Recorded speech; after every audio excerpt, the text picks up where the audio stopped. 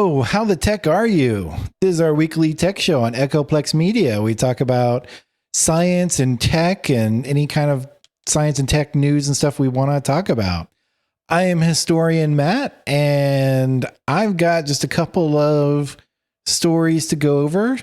The first one is in the AI art story that we've been, following for a while, but this one is researchers attempt to poison AI art generators. And that's an interesting way they're doing it for people who are making art. And then the second one is let's check in with Sam Bankman-Fried. I'm sure nothing horrible is happening to him right now. How about you in I think it's the tinfoil hat? Yeah. It is. So I got two stories this week. And by the way, I'm Dave. I'm the producer of this and all the shows here on Echoplex Media. The first one is about Twitter/X and monetization as it relates to misinformation. And the second one is the Digital Millennium of Copyright Act turns 25. Wow. Go ahead, Matt. All right. So as I said, researchers attempt to poison AI art generators. So what am I talking about? A team of researchers at the University of Chicago released a research paper outlining a data poisoning technique aimed at AI art generators. They're calling the technique nightshade. So as in like deadly nightshade, I assume. The goal is to help protect visual artists from unauthorized material use in AI generators. And the technique, now released as an open source project, alters images in ways undetectable to the human eye, but can corrupt the AI training process. So a quote from the University of Chicago professor Ben Zhao said, Nightshade's purpose is not to break models, it's to disincentivize unauthorized data training and encourage legit licensed content for training. For models that obey opt-outs and do not scrape, there's minimal to zero impact. What do you think, Dave? Did you show you showed the article, right? Right. I like the robot with the poison image.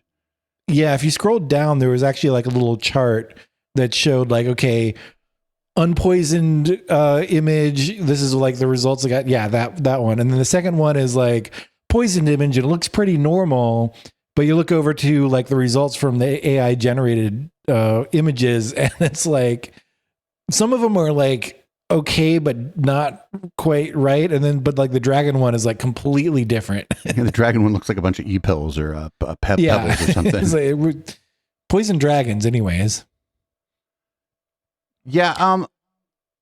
This is actually kind of cool, but I think what we'll end up here with is a bit of an arms race, right? Where, okay, great. Now this stuff is in there to poison the model. All right. Well, maybe they'll just set the model up to know when something's in there to poison the model and ignore whatever it is poisoning the model. Yeah. Well, they said that you can't really detect with human eye, so you can't have somebody human look at these images and tell that they've been altered in that way. It would be really hard to detect what images are actually poisoned in this way, except when you started getting results. So I don't know how it's going to work. I don't entirely know how it works besides what they say that it just if you look closely at the image when, can't really have it up right now, but that poison image, you can see that there's just a little bit of noise in the image. And that's about the only thing that I could tell, although the two images were not the same. So you couldn't really compare and see what the differences were. It might have been in the original image. But I don't know how it's going to work. Well, I mean, I guess this is a good idea. If the original artist knows about it, you know what I'm saying? Yes, the original artist probably needs to be the one that puts that in their image. Yeah. The other issue is all the AI models that have already been trained on images that they've stolen, you can't really poison them now, right? It's only going to be on new images that people have the wherewithal to actually add this technique to their images. Yeah, that's a good point. Yeah, I don't know. I guess this is an okay idea. If it's just one more thing that makes it more difficult to rip people off, I suppose it's okay. Yeah. I just wonder. I just wonder how, like, okay, so they discovered this, right? They figured out that they can do this. Now I wonder the next step is, how is somebody going to abuse this? Yeah, true. Like, Who knows? There But if must, they're abusing the people who are scraping images for free and using them for commercial AI generators, I don't really care that much. yeah, I just wonder, like, there's got to be some other nefarious use for this. Maybe we'll find out about it another day. Yeah. So keep an eye on this topic. Let's check in with this fraudulent Sam Bankman-Fried guy. Yeah. So what's happening with Sam Bankman-Fried? As you know, Sam Bankman-Fried was the I don't know, I guess CEO of FTX. I don't know exactly what his title was, but you know, he was FTX failed, and now he's on trial for misappropriating funds from FTX. So he actually took the stand recently in the trial. And how do you think that went? Before I actually go over, do you think that was a good thing or a bad thing? Or I bet it went terribly, because this guy has delusions of grandeur and thinks he can save the world, and probably went up and told the court that he's saving the world. Something like that. So what actually happened? Well, first of all, just in general, SBF was not allowed to explain to the jury how he relied on his lawyer's advice. So he's trying to claim that he basically just followed what the lawyers said and took money as allowed that way. Kind of iffy on that, but yeah, it's he basically wasn't allowed to at least directly make that claim. He also claimed that he had no knowledge of Alameda Research, which was this other company that basically had all the funds from FTX's very like crazy setup they had going. But Alameda Research had all the funds that were supposed to be in FTX, and they were just like gambling it in the crypto markets. And of course that totally failed and caused the whole thing to collapse to begin with. Unfortunately, the person who ran, I think she was the CEO of Alameda Research, was saying very different things. So I don't think that's going to work. But it gets even worse, because on multiple occasions, the judge asked SBF to stop talking after his long rambling answers began to annoy the judge. And later, the judge admonished SBF for trying to provide his own definition of market manipulation, saying something in the effect of, the judge said something like, I think we'll use my definition, not yours, in that case. And then finally, of course, SBF could receive a sentence of up to 110 years in jail. And as time goes on and more, it looks like he's going to end up with that. Yeah, the rambling thing is not surprising, really, because it's like, yeah, from what I've heard from like, you know, folks who've spoken about how he manipulated folks, he did it by talking a lot. Yeah. And it worked for a very long time for him. And so maybe he thinks he can pull that crap on the court. Yeah. Yeah. He was trying to pull this like, you know, weird genius kind of thing, and with crazy hair. And then he would just like talk to people in this kind of like ramble. He's not really a fast talker, but he's not particularly slow either. But this, rambling talk about going off onto different tangents and stuff sometimes. We call that grifter speak. Grifter speak, is that what it is? That's what I call it. Yeah, it's grift speak. Yeah. I don't know. I was kind of surprised as I learned more and more about him. Like, he really does seem like he had planned this the whole time, and it was just purely a scam from the beginning, basically. Yeah, the idea that he had no idea about Alameda Research is just a lie. Like, there's just no way that, like, come on. I was going to say he was like intimately involved, but he was with the company, but he was intimately involved with the CEO of the company as well. So he really should have a good idea of what was happening there. Well, maybe, you know, maybe So his claim is that he didn't know anything about it. Where a more believable claim was, actually, I didn't run that company, so I don't know all the details, which would be a little bit more believable. But he's just like, Yeah. what are you talking about? I don't know. Allow me to Yeah. research, huh? Like, yo, they had all your money. What are you talking about? You have to have known Right. about them. Oh man, what a mess. This is like, this is just more, and this is just like another example of like somebody who goes in and convinces other people that they're a genius, and then people Yeah. believe them, and then all of a sudden, oopsie, things aren't really working out the way we thought they would. Yeah.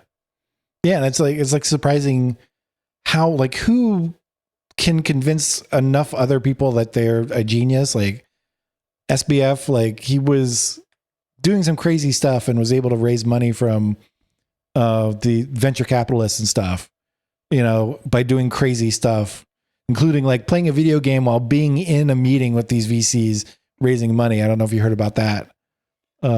That's funny because Incident. I actually had a guest on one of my shows, like wanted to come on, and I found out they were playing a video game on my show, and I just removed them from my show. Fair enough. I'm more scrupulous on my live stream than these VCs were, but I think they just saw dollar signs, and the VCs probably had some inkling that regular people were going to get hurt throughout all this too, right? They're not, you know, they may be evil, but they're not all stupid, and so I think, you know, I think they didn't know that they were being screwed over, but I think they probably knew that regular people were being screwed over, and so like, oopsie, well, we got screwed over too. Which again, you know, that's, if there's a silver lining to this, at least some venture capitalists got screwed over, I suppose. It's not as good as the not as good as the Theranos, where she screwed over Henry Kissinger, but you know, it's true. Yeah. but maybe this guy screwed over Peter Thiel, and I don't know. It's an evil off between Peter Thiel and Henry Kissinger would be an interesting debate. Right. Well, that is crazy, but it's also like to be expected. This pattern of speech where they kind of where someone will go off on another, like on a tangent, essentially, when they're maybe supposed to be telling you about something important, is not a thing that is unfamiliar to me on the other sorts of content that we create around here. It's literally called grifter speak. For a while, we were saying that it was conspiracy theorists, but then we saw people who weren't necessarily conspiracy theorists doing it in the context of, you know, our Wednesday show. Because, you know, some of the people aren't necessarily conspiracy theorists, but they are grifters, and because they have to keep talking, you end up saying a bunch of bull crap. Yeah. And I guess like that's one of the signs actually that we talk about, like on stream, like on the live shows, that you know, you're someone, is that whether they know it or not, they're manipulating you in the audience, is when that kind of disorganized speech pattern, not that it happens just once or whatever, right? Everybody's going to go off topic, or, you know, that's going to happen if you talk for a living. But if it's like sort of part and parcel to their content, especially if it's a little bit longer, that person's a grifter. Whether they're trying to rip you off or not, that's the model. And it seems like that was this guy's model when he was talking to potential investors. And then he went to court with it, and in court, actually, the judge can just be like, "Hey, shut up." Yeah. Well, you're an investor. I guess an investor can do it too, but it's a little investor's less likely to do it than a judge. A judge is the most likely person in the world probably to tell you to shut up if you start wasting their time and the time of everyone else involved. So it's not surprising that happened. And I don't know who his attorneys are, but by them even having him like try to testify on his own behalf, I feel like they should be under investigation by the Bar Association next. Well, you read the rest of the article that I have linked there in the show notes. I did a very general overview and tried to hit I was going to say that the high points, but really the funny points as much as I could. But they talked about, that's pretty much his only defense is for SBF to take the stand and try and defend himself, because there's not a whole lot else they can do. Have him like explain what he was doing, and mostly he's trying to like claim that he didn't know what he was doing and got guidance from lawyers that was not appropriate. Man, though, I mean, the flip side of that is he could go up there and just accidentally admit to additional crimes. Yeah. You know, you got. And he seems to be on the verge of doing so. Yeah, I mean, if you're used to just talking and talking and talking, and you were doing a bunch of criming, if you keep talking, you're probably going to end up admitting to a bunch of extra crimes. Yeah. I don't know. I wasn't at all interested in crypto and this whole thing outside of how it like intersected with other stuff I was covering, like how certain kinds of grifters or, you know, other bad actors would be pushing crypto as a way to pay them because maybe Bank of the West decided they didn't like them anymore, or PayPal decided they didn't like them anymore. But other than that, I never like this. I didn't know much about FTX outside of like just very kind of common knowledge about they were like, you know, they had Super Bowl commercials. I think they had like a stadium that was FTX Stadium, and it was like sort of like the rise and fall of pets.com, except pets.com, they just promised you maybe that they'd bring you some kitty litter, and this thing promised it would make you rich. So Yeah. it's like the pets.com of Ponzi schemes, I guess. Yeah, I don't know. I'm not big on the idea. This is a young guy. I think he's under 30, right? So I'm not really big on the idea of putting this guy in prison for the rest of his life. I just don't think that we should. I think that we should reserve that kind of punishment for violence. I know that like people lost, you know, some people may have lost their life savings, and I understand that, you know, there should be some comeuppance for that, but I don't know about throwing this guy in jail for the rest of his life. I just don't know if that's probably bar him from any kind of financial or crypto related. Any kind of make him get a job. Like you can only work for Starbucks or something, or anything. Just, you know, he could go if he's technically inclined. There'd be no reason he couldn't go. You know, I don't know if he's a software engineer. He could do software engineering. He just can't touch the money. Yeah. I wouldn't even let him have access to his own goddamn paycheck. I'd put all his money in a conservatorship. Like, but that's like, you know, that's like sort of, you know, out of the realm sort of what we like to talk about here, I suppose. I just don't know. I just don't know what good is like putting him in jail for 10 years versus 110 years. I don't know what good the extra 100 years does. Do you know what I'm saying? Yeah. Because I feel like for a guy like him who nobody ever told no, putting him in jail for 10 days is probably the end of the world for this guy. It might make him think twice. Yeah. But we'll see how it goes. If he's exposed to up to 110 years, I'm just highly doubtful that he'll get it. That's just too much time. But we'll see. We'll see. And we'll keep an eye on Sam Bankman-Fried. Yep. A couple good podcasts out there about this guy. I think there was one by the New York Times that's really good that interviewed one of the gals that worked for him and got out before things got too crazy. And she had some stories. Yeah. And I believe everything she said. So, and for anybody out there, don't work for somebody who also expects you to join a polycule. All right. Yeah. Join a polycule if you want and have a job if you want, but don't have the job at the polycule. Probably some weird shit going on there. Yeah. Anyway, I guess it's my turn now. Up first, we got this one. This is probably my favorite story of the week. Elron, not the Hubbard one, the other one, claims that a post with misinformation will not be eligible for monetization on the X, formerly known as Twitter. And my notes here just say, one of them just says, okay, sure, whatever. The next one says, the idea is to maximize the incentive for accuracy over sensationalism. And then my next note was like, okay, sure. So I know you're not a Twitter user, Matt. I don't use it much now. So I just found this about as easy to believe as probably whatever Sam Bankman-Fried was saying up on the stand during his trial, right? Sam Bankman-Fried may be more credible.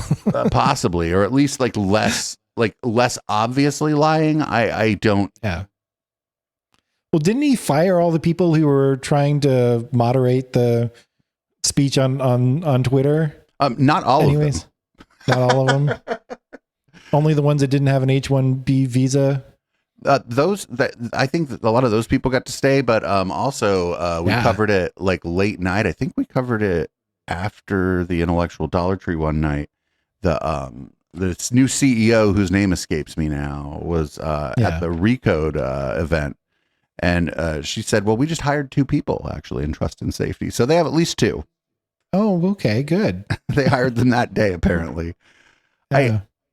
There's no incentive for this platform to curb misinformation, at least not at this point, because Yeah. it's worth, like, some of the estimates are that it lost 60% of its value, that it lost over 60% of its ad revenue, and pretty much all that's left on there is for, as far as people who are really in love with the platform, or people who are paying for that, the blue check mark, and spreading misinformation, actually, so far as I can tell. Yeah. I mean, I'm on there, but that's because I have to be. And because honestly, it's like really fun to dunk on people on there now. It's just the dumbest MFs in the world rise to the top of the comments on things because they paid that guy money. And so now, like it's like, it's not even like shooting fish in a barrel on there if you want to dunk on people. Now it's just like shooting into a pile of fish. Yeah. I don't think that they're going to do anything. I think that I'm thinking that maybe by this time next year, I'm not even going to be on there because I'm unwilling to pay or attach my bank account to it. Yeah. I think so. I don't think that this stuff matters. I think he just said it. He probably just flippantly said it. He's like, oh, and in his little Elon voice, he's like, oh, what does he say here again? The idea is to maximize the incentive for accuracy over sensationalism. What he wants to do is get rid of all them pictures of him with Ghislaine Maxwell on that website. That's right.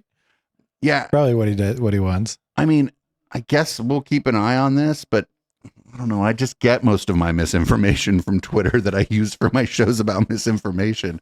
So I'm not, if he did this, I'd be kind of pissed off. I'd have to go look for misinformation on Telegram again. And that place, say what you want about Twitter, Telegram is scarier than Twitter. Really? Oh yeah. Telegram is a terrorist training camp.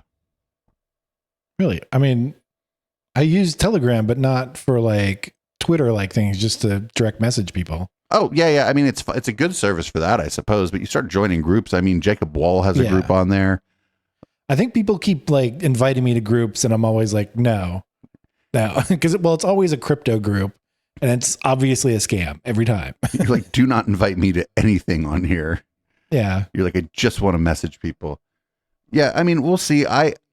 It might eventually be in his interest to kind of fix everything, but I just think he's out of time. Like if he wanted to do that, he's out of time now. Things are real bad. Like the New York Times no longer has the gold or silver check mark because he got mad at them. Of course he did. I don't know if they were paying the $1,000 and he refunded them. It would be just like him not to refund him and actually just keep billing them for it and not give them the gold check mark. It's an absolute mess over there, and it's just going to get worse. He goes out and says stuff like this all the time, right? Yeah. Yeah. And yeah, we'll see if he actually does anything about it, but I don't think this is going to work in any way. Yeah. And I do feel bad there's people who built their brand on there and now they're having to find other places to try to rebuild their following. I feel bad for those people. And I particularly feel bad for like sex workers, because Twitter's one of the only websites where sex workers were actually allowed to like openly be sex workers and talk about what they do and have information about their services available to the extent that was publicly available. And it's well, now they're all on OnlyFans. Well, but OnlyFans, you have to, like, the normies were at Twitter, so it allowed some crossover and it allowed like normies. That's true. there's a way in which normies could interact with a sex worker, and maybe they had some, unfounded biases against people who do that kind of work, and they interact with a sex worker who's funny or interesting or has other cool stuff on there, and they're like, oh, maybe it starts to plant a seed and change their mind about like people who do sex for work. And now those people are like, they have, in some ways they kind of have to pay for the verification, mostly to not get kicked off now, because Elon could just decide that he wants to run a Puritan website unless you paid him.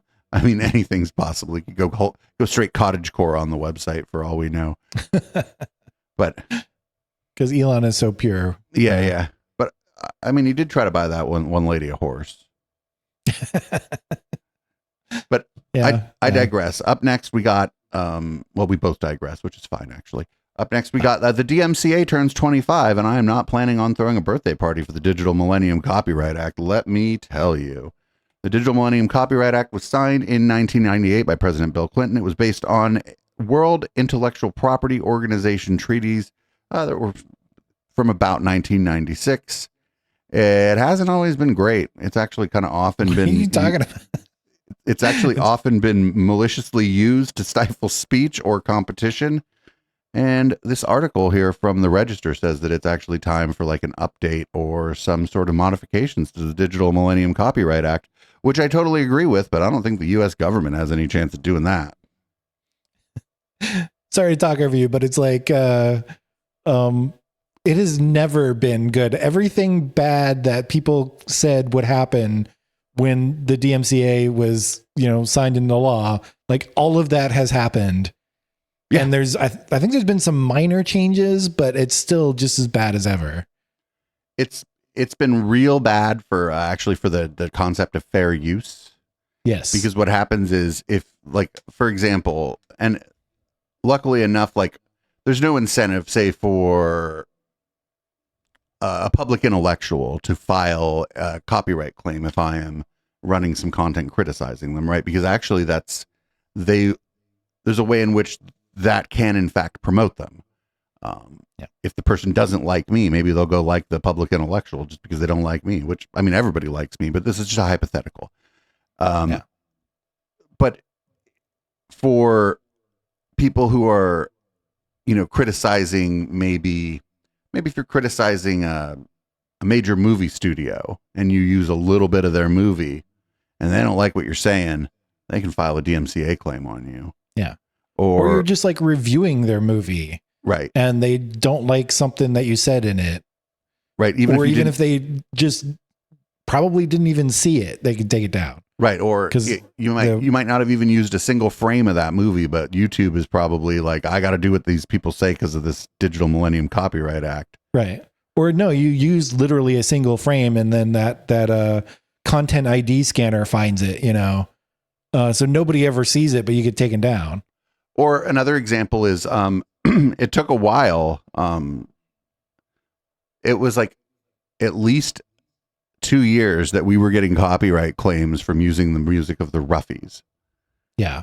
And eventually they have a lawyer on retainer and the lawyer took care of it. Oh, good. We were having the same problem with music by the band NVS, and the lead singer of NVS just went through every distribution company he has, unchecked the thing like monetize content on my behalf if other people use it. And if that thing wasn't there, he contacted them.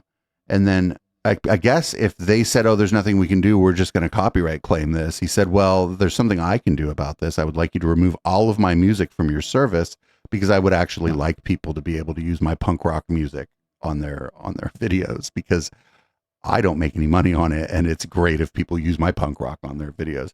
But like small artists don't want to do that, right? They don't have the time for that. Yeah.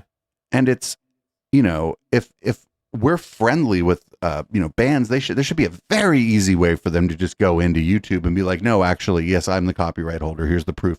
This channel can use my music. Right. Do not listen to CD Baby. They're not the copyright holder.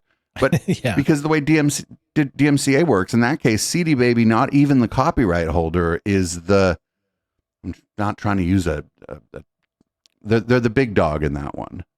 Yeah. Because they have so much music, even though maybe the artists that are on that service don't want the copyright used in that way.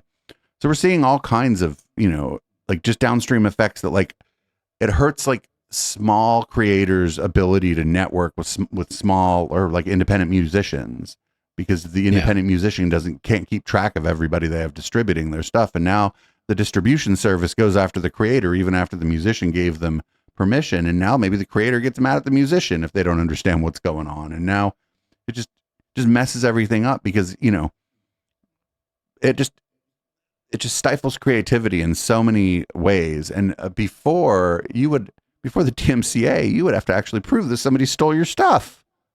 Yep. Yeah. I don't know. And then like what's interesting is the stuff we're talking about AI, where it just sort of like, well, I don't know. You can't really see what we're doing here. So how do you even know if we're violating the Digital Millennium Copyright Act? It's like, well, wait a minute. Yeah. It's also messed up. They definitely need to rework it. There definitely needs to be more protection for fair use.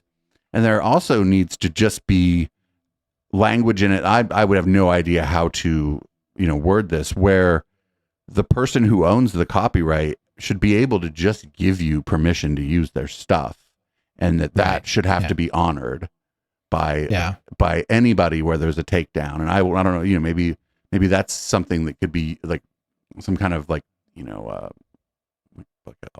I guess you probably have to work like a public-private key or something like that to like prove it. But nobody wants to do that because there's no money in that. No. In fact, there's the opposite of money in it. Right. You have to actually do work for something that you can't get paid for in that case. Right. Oh, what a mess. What a mess. Well, no happy birthday to you for the Digital Millennium Copyright Act.